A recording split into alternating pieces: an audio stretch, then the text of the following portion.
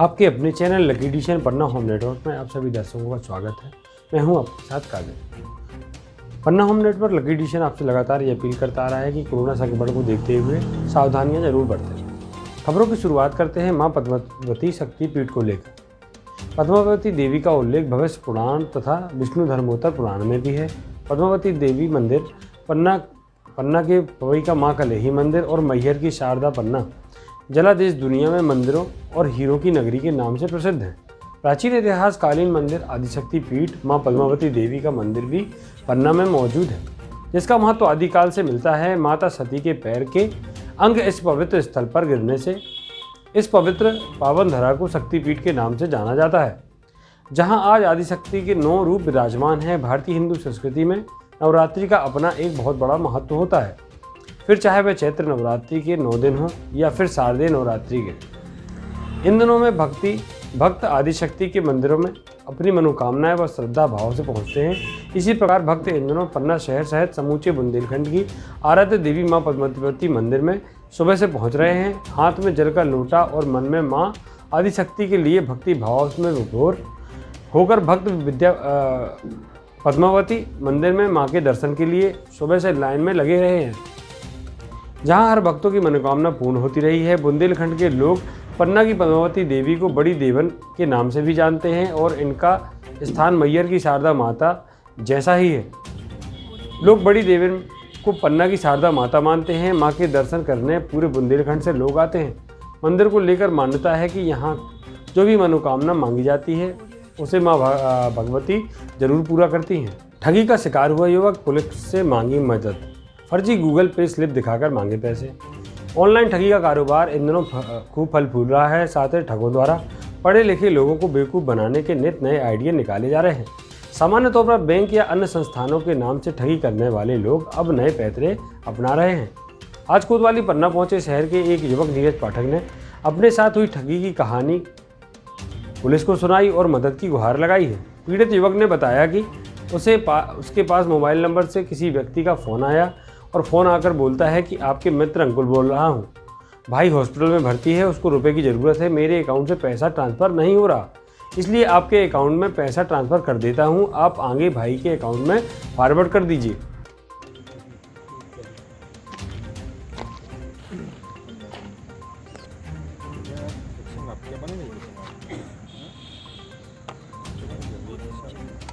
दुकान पे बैठा हुआ था, मेरे पास एक कॉल आया मेरे मित्र अंकुर के नाम से, तो जिसमें ये बोला कि मेरे अकाउंट से पैसे ट्रांसफ़र नहीं हो रहे हैं, तो आप मेरे अकाउंट में, मेरा भाई है वो हॉस्पिटल में भर्ती है, उसके अकाउंट में पैसे ट्रांसफ़र कर दीजिए और मैं आपके अकाउंट में पैसे ट्रांसफ़र कर दे रहा हूँ।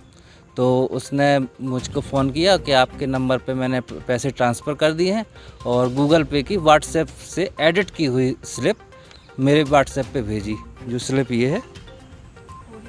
फिर इन्होंने, उसके बाद मैंने ये पैसे ट्रांसफ़र करा दिए। उसके बाद जब मैंने अपना अकाउंट चेक किया तो देखा उस पर पैसे नहीं आए हुए थे, तो मैंने उसको कॉल लगाया वापस, तो फिर उसने स्विच ऑफ हो गया था फ़ोन। अच्छा, फ़ोन जिस नंबर से आया था वो नंबर क्या था, क्या शो कर रहा था? नंबर था मेरे पास, अकाउंट नंबर भी उसने भेजा था मुझे, गुड़गांव का अकाउंट नंबर है, कैनरा बैंक का। नहीं तो आपने कैसे विश्वास कर लिया कोई ऐसे नंबर पर? ऐसी बात नहीं, मेरा दुकान है ऑनलाइन की, तो मैं पैसे ट्रांसफ़र करता रहता हूँ, तो आया फ़ोन मेरे पास कि आप ये ट्रांसफ़र कर दीजिए, मैं आपके अकाउंट पे पैसे ट्रांसफ़र कर दूँ। उस समय व्यस्तता के कारण मैं अपना अकाउंट चेक नहीं कर पाया कि मेरे अकाउंट में पैसा आया कि नहीं आया। कितने पैसे आपके हेराफेरी हुए? 7,000 रुपये चले। और उसके बाद मुझे पास एक बार फिर मैसेज आया, तीसरी बार, कि आप 5,000 रुपये और ट्रांसफ़र कर दीजिए। तब मैंने अपना अकाउंट चेक किया तो अकाउंट में पैसे नहीं आए थे। आज कहाँ आए हैं? जी, आज कहाँ आए? आज यहाँ पे मैंने साइबर शाखा में आवेदन दिया है। क्या नाम है? नीरज पाठक। रिसेंटली पिछले 10-12 सालों में जो सोशल मीडिया का चलन है वो बहुत ज़्यादा बढ़ा है। ऑनलाइन ट्रांजैक्शन, इस पर लगातार सरकार का जोर है कि ऑनलाइन ट्रांजैक्शन किए जाएं। बैंक के सारे खाते ऑनलाइन हैं, हम सभी खातों को मोबाइल से ऑपरेट कर सकते हैं, एटीएम से ट्रांजैक्शन करते हैं और सारे जो खाते हैं वो ऑनलाइन मैक्सिमम लोगों ने अपने कर रखे हैं। अब इस स्थिति में जो फ्रॉडलेंट्स हैं वो हमें तरह तरह के प्रलोभन दे के, तरह तरह की योजनाएं बता के हमारे जो पासवर्ड्स हैं और जो अन्य ऐसी जानकारी है बैंक संबंधी जिससे कि किसी भी खाताधारी के बैंक तक पहुंचा जा सकता है, वो फ्रॉड करके, ब्लफ करके और खाता धारक से वो जानकारी ले लेते हैं। उसमें कई तरीके हैं। कभी वो एटीएम का पासवर्ड किसी बहाने से ले लेते हैं, कभी वो ऐसी लिंक्स आपसे मांग लेते हैं, कोई लिंक भेज के उसको टच करने की अपील की जाती है, और कई बार वो बैंक कर्मी बन के फ़ोन करते हैं, और कई बार वो कोई एक रिनाउंड कंपनी बन के बात करते हैं। ऐसे बहुत सारे तरीके हो सकते हैं। तो मुख्य तो उससे बचाव का ये तरीका है कि जो यूज़र है, जो ऑनलाइन अपने बैंक खातों को यूज़ कर रहे हैं, तो उनको इस बारे में अवेयर रहना पड़ेगा कि कोई अपरिचित काल है जिसको वो पर्सनली नहीं जानते हैं, उनके निर्देशों पर किसी भी तरह की कार्यवाही ऑनलाइन करने से बचें। अदरवाइज़ इस बात के बहुत रिस्क में रहेंगे कि उनके खातों से पैसा निकल जाएगा या अन्य किसी रूप में उनको आर्थिक क्षति होगी। निश्चित ही OTP के साथ साथ अन्य तरीके भी हैं। OTP के अलावा भी दूसरे तरीके हैं कि यदि हम ऐसी जानकारी शेयर करते हैं तो आपके साथ बैंक फ्रॉड हो सकता है।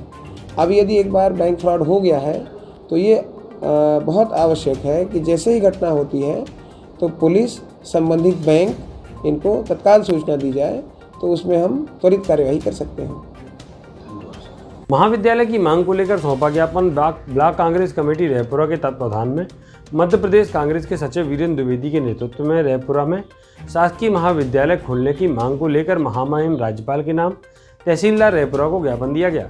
उल्लेखनीय है कि रैपुरा नगर से 50 किलोमीटर तक किसी भी उच्च शिक्षा का संस्थान नहीं है। क्षेत्र जिला मुख्यालय से 120 किलोमीटर की दूरी पर स्थित है। यहाँ के लोग मुख्यतः कृषि पर आधारित है। न्यूनतम आय से ही गुजर करना पड़ता है। ज्ञापन के दौरान वीरेंद्र द्विवेदी ने कहा कि रैपुरा तहसील में 500 से 1000 विद्यार्थी प्रतिवर्ष हायर सेकेंडरी परीक्षा उत्तीर्ण करते हैं, जिन परिवारों की आर्थिक हालत ठीक नहीं है। विशेष तौर पर छात्राएं उच्च शिक्षा से वंचित रह जाती हैं। ऐसे में रैपुरा में महाविद्यालय खोले जाने की मांग ज्ञापन के माध्यम से की गई। देवेंद्र नगर में परंपरागत तरीके से मनाया जाएगा दशहरा। समदड़िया ग्राउंड सतना रोड में होगा रावण का पुतला दहन।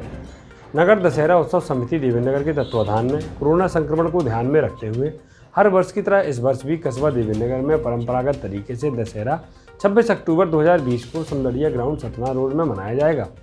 दशहरा मनाने हेतु वरिष्ठ समाज सेवी डॉक्टर सुरेंद्र पिंपले के निज निवास में दशहरा उत्सव समिति की बैठक आयोजित की गई, जिसमें सर्वसम्मति से वरिष्ठ भाजपा नेता हरदेव सिंह परमार नगर दशहरा उत्सव समिति देवेंद्र नगर के नए अध्यक्ष नियुक्त किए गए एवं गुनौर विधानसभा से कांग्रेस विधायक शिवदयाल बागरी कार्यक्रम के मुख्य अतिथि रहे। यह बैठक में फैसला लिया गया कि वह नगर दशहरा समिति द्वारा आए हुए दर्शकों को मास्क वितरित किए जाएंगे। इस दशहरा में 25 फीट ऊंचे रावण के पुतले का दहन रात्रि 10 बजे होगा। वह बाहर से आए हुए कलाकारों द्वारा राम रावण संवाद आकर्षण का केंद्र होगा। वहीं पूर्व कार्यकारिणी को यथावत रखा गया है। सभी सदस्यों को दायित्व सौंपे गए हैं कि 24 अक्टूबर से समदड़िया ग्राउंड की साफ सफाई व रावण के पुतले का निर्माण कार्य चालू होगा। तेज रफ्तार ट्रक ने एक मासूम बच्ची को रौंद दिया। मासूम के शरीर से हाथ अलग हो गया। यह हैदराबाद घटना दोपहर 2:30 बजे के पास की बताई जा रही है, जिसमें एक ट्रक क्रमांक MP 19 HA 2696 बीरा की ओर से अजयगढ़ आ रहा था। तभी चमारनपुरवा अजयगढ़ बीरा रोड के पास 3 वर्षीय बच्ची जोया उर्फ सानिया पिता अनीस को रौंद दिया, जिससे मासूम का दाहिना हाथ कटकर अलग हो गया। उक्त घटना की जानकारी अजयगढ़ पुलिस को दी गई, जिस पर नगर निरीक्षक अरविंद कुजूर तुरंत घटनास्थल पर पहुंचे और अपने वाहन से गंभीर हालत में बच्ची को सामुदायिक स्वास्थ्य केंद्र अजयगढ़ लाया गया, जिसका प्राथमिक उपचार करने के बाद जिला अस्पताल रेफर कर दिया गया है। साथ ही उक्त ट्रक को जब्त कर थाने में खड़ा किया गया है। अजयगढ़ पुलिस द्वारा मामला कायम कर विवेचना में लिया गया है। BMO डॉक्टर पवन द्विवेदी ने उपचार के उपरांत बताया कि बच्ची का हाथ अलग हो गया है, परंतु बच्ची की हालत खतरे से बाहर है। वह बच्ची की जान बच जाएगी। शरीर के अन्य जगहों पर मासूम को कोई चोट नहीं आई है। किशनपुर तिगड्डा से 1 किलोमीटर आगे एक एक्सीडेंट हुआ है। एक ट्रक वाले ने एक छोटी बच्ची को मारा है। उसमें बच्ची के हाथ में चोट है, सिर में चोट है। जोया खातून नाम की बच्ची है और ट्रक चालक के विरुद्ध अपराध पंजीबद्ध किया गया है। उसका प्राइमरी ट्रीटमेंट यहाँ सामुदायिक अस्पताल केंद्र में कराने के पश्चात उसको रेफर किया गया है जिला अस्पताल। सर आज एक एक्सीडेंट हुआ कि किस चीज़ से हुआ था और किसके साथ में? ये बीरा रोड पर लगभग 2:30 बजे एक 3 साल की बच्ची के साथ एक्सीडेंट हुआ है और ट्रक से एक्सीडेंट हुआ है, जिसमें बच्ची का एक हाथ डैमेज हुआ है, जिसमें प्रकरण पंजीबद्ध कर लिया गया है और ट्रक को भी जब्त किया गया है और कार्रवाई उसमें की जा रही है। सर कितने बजे की घटना है? लगभग 2:30 बजे दिन की घटना है। सर बच्ची के साथ एक्सीडेंट हुआ, उसको कितने का नुकसान हुआ? उसके हाथ में चोट आई है और उसको ट्रीटमेंट किया जा रहा है उसका। अतिक्रमणकर्ताओं ने रातों रात प्राचीन मंदिर को तोड़ा, मलबा व प्रतिमा गायब। जिले के वर्तमान समय में शासकीय सार्वजनिक गोचर मंदिर मार्ग, तालाब आदि की जमीनों पर अतिक्रमण करने वालों की बाढ़ सी आ गई है। ऐसा ही मामला अजयगढ़ के माधवगंज से गढ़लपुरवा रोड के नाला के पास स्थित धार्मिक आस्था का केंद्र प्राचीन हनुमान मंदिर का सामने आया है, जहां कुछ लोगों द्वारा जमीन पर कब्जा करने की नीयत से मंदिर को रातों रात तोड़कर मलबा और प्रतिमा को भी गायब कर दिया गया। मामले की जानकारी मिलते ही स्थानीय लोगों एवं धर्म प्रेमियों में आक्रोश व्याप्त है। 23 अक्टूबर 2020 को क्षेत्र के धर्म प्रेमियों एवं बजरंग दल के कार्यकर्ताओं ने सामूहिक रूप से अनुभागीय अधिकारी कार्यालय पहुंचकर जमीन हथियाने के चक्कर में उक्त जघन्य कृत्य करने वाले आरोपियों के खिलाफ सख्त कार्रवाई की मांग की गई है। ज्ञापन में उल्लेख किया गया है कि लगभग 200 वर्ष पुराने प्राचीन हनुमान मंदिर को किशोरी खटीक द्वारा परिवार सहित 22 अक्टूबर 2020 को रात तोड़कर नष्ट कर दिया गया है और मंदिर का मलबा एवं प्रतिमा अज्ञात स्थान पर ले गए। एसडीएम को ज्ञापन सौंपकर कार्रवाई की मांग की गई। गांजा की खेती करने वाले 2 आरोपी गिरफ्तार, 7 लाख से अधिक का गांजा बरामद।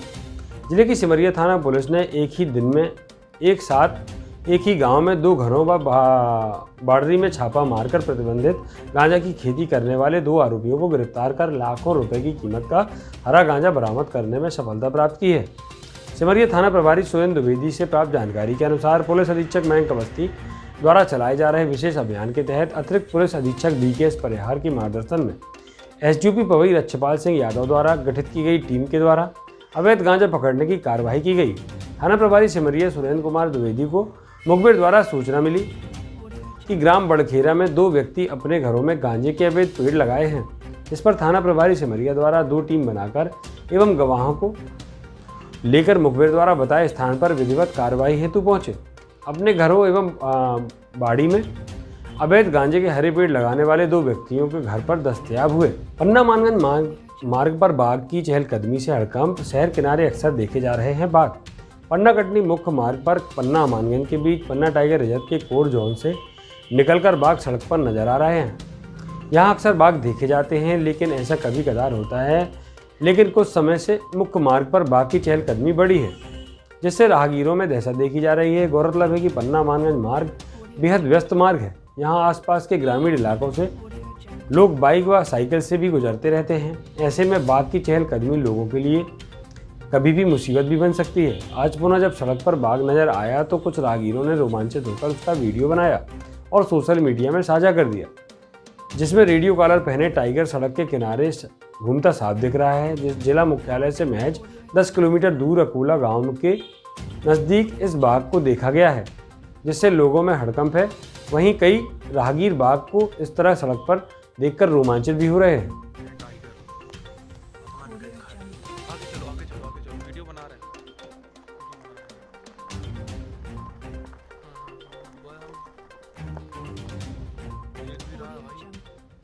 कितना गजब का वीडियो। हाँ हाँ आगे चलो देखते जाओ। अंदर जा रहा है क्या? हाँ कॉलर।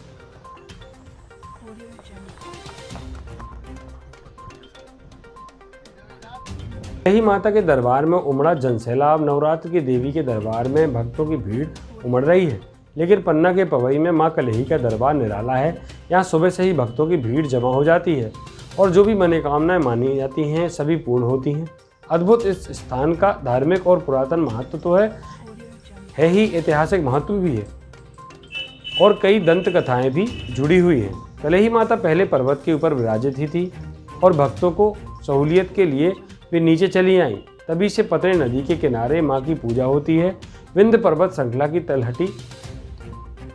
तलहटी में बसे पन्ना जिले की पवई का नाम जुबान पर आता है तो जेहन में दिमाग में दिव्य शक्ति मां कलही का दिव्य दर्शन सामने आ जाता है। वैसे तो शक्ति स्वरूपा नारायणी के अनेक रूप हैं। दुर्गा सप्तशती में वर्णित 9 देवियों में माँ कलही सप्तम देवी कालरात्रि ही है। अष्टभुजाओं से शंख चक्र गदा तलवार तथा त्रिशूल उनके आठों हाथों में हैं। पैर के नीचे भगवान शिव हैं। उनके दाएं भाग में हनुमान जी तथा बाएं भाग में बटुक भैरव विराजमान हैं। माँ हाथ में भाला लिए महिषासुर का वध कर रही हैं। यह विलक्षण प्रतिमा 1350 वर्ष पुरानी है, जिसकी स्थापना विक्रम सावंत 700 में हुई थी। सेल्समैन द्वारा किया जा रहा है भ्रष्टाचार। पन्ना जिले के जनपद पंचायत शाहनगर की ग्राम पंचायत मलघन का मामला है। सहकारी दुकान मलघन, जनपद पंचायत शाहनगर, जिला पन्ना सेल्समैन सुकरता पटेल के द्वारा की जा रही ग्रामीणों के साथ धोखाधड़ी। नहीं दिया जा रहा उनको मध्य प्रदेश सरकार द्वारा दिया गया फ्री का अनाज एवं की जा रही प्रत्येक राशन कार्ड पर 5 किलो की कटौती। ग्रामीणों द्वारा बताया गया कि सुकरता पटेल के द्वारा यदि पर्ची में 30 किलो गल्ला मिलना है तो उस व्यक्ति को 25 किलो ही दिया जाएगा एवं जो शासन से फ्री अनाज दिया गया है प्रत्येक माह का, वह भी लोगों को सेल्समैन के द्वारा नहीं दिया गया। उनके द्वारा बताया गया कि सिर्फ 2 माह का राशन ही उनको फ्री में उपलब्ध कराया गया है। राजू सेन, किशोरी शुक्ला चौधरी और ग्राम के अन्य लोगों ने जानकारी दी। देश आज़ादी के 70 साल बीत जाने के बावजूद नरकी जीवन जीने को मजबूर हैं लोग। अधिकांश अधिकारियों एवं जनप्रतिनिधियों द्वारा मिलता है झूठा आश्वासन। आज़ादी के 70 साल बीत जाने के बाद भी आज भी गाँवों के लोग खेतों वाली पगडंडी सड़क के चलते को मजबूर हैं।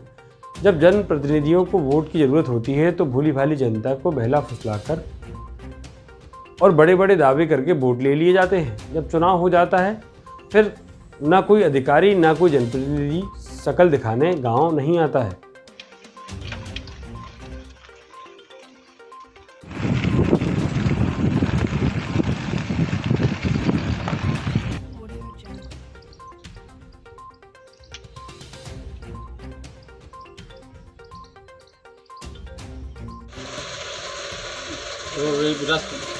रास्ते की समस्या है हमारी, रास्ता नहीं है इस गांव को। और बरसात में जो है तो कीचड़ फैल जाता है, जिससे ना तो बच्चे पढ़ने जा पाते हैं, ना कोई बीमार व्यक्ति को हम अस्पताल ले जा सकते हैं। सब परेशानियों से हम यहाँ जूझ रहे हैं, कोई हमारी सुनने वाला नहीं है। हमने जनप्रतिनिधियों से भी की और जिम्मेदार अधिकारियों को में कलेक्टर को भी हमने आवेदन दिए थे इसके पूर्व, लेकिन कोई सुनवाई नहीं हुई। अधिकारियों द्वारा आश्वासन दिया जाता था कि आप परेशान न होइए, आप सब समस्या का निदान होगा, लेकिन निदान तो आज तक नहीं हुआ है। हमारे गांव के बच्चे बरसात के मौसम में विद्यालय नहीं जा पाते। जो माध्यमिक विद्यालय देवगांव है वहाँ नहीं जा पाते, न ही हमारे यहाँ प्राथमिक विद्यालय में टीचरों का आवागमन संभव, बड़े कठिनाई से आ पाते हैं टीचर यहाँ।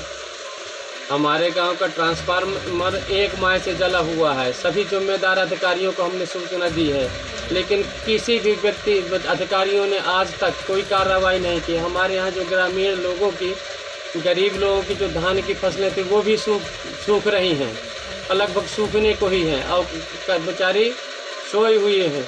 उन्हें कोई मतलब ट्रांसफार्मर से चिंता नहीं है उन्हें कि यदि हमारी समस्याओं का निराकरण जल्दी नहीं किया जाता है तो हम सभी ग्रामीण इकट्ठे होकर के कलेक्टर ऑफिस के सामने भूख हड़ताल करेंगे बैठकर। मेरा नाम राम लखन तिवारी है। समस्या है कि हमारे यहाँ ना तो कोई रास्ता है, रोड कुछ नहीं है, और नाला में लड़के पढ़ने जाते हैं तो वो नहीं जा पाते हैं बरसात में। मतलब इतनी बड़ी समस्या है। लाइट आज महीना 1.5 महीना से है नहीं। जब धान वाना थोड़ी बारी भय है वहाँ सब सूखी जा रहे हैं। सब अधिकारियों का दिन है, को सुनाई होता ही नहीं है। अब आगे हम क्या करें जो नहीं सुनाई होती। हाँ कहा जब वोट के पर वो आवत है समय तो आवत से जब वोट हाथ जोड़ वोट ले जाते, अब बाद में फिर दिखाई नहीं देते हैं।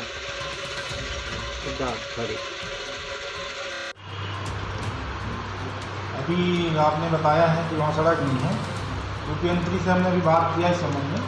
तो जो मटकुरवा टोला है उसमें मटकुरवा के लोगों का ये मांग है कि मटकुरवा से देवगांव की तरफ जो कच्ची रास्ता है उसका मरम्मत हो जाए या उसका निर्माण हो जाए उस रास्ते के अच्छे से। ताकि उनको उस रास्ते से आने जाने में सहूलियत होती है। बाकी एक रास्ता तो है उनके आने जाने का, लेकिन ये जो रास्ता है ये थोड़ा उनको पास भी पड़ता है और सुगम है। तो अब आपके माध्यम से जानकारी आई है, इसका हम इंजीनियर को भेज के एस्टीमेट वगैरह बनवाते हैं और देखते हैं कि किस योजना में हम उसमें काम कर पाएंगे।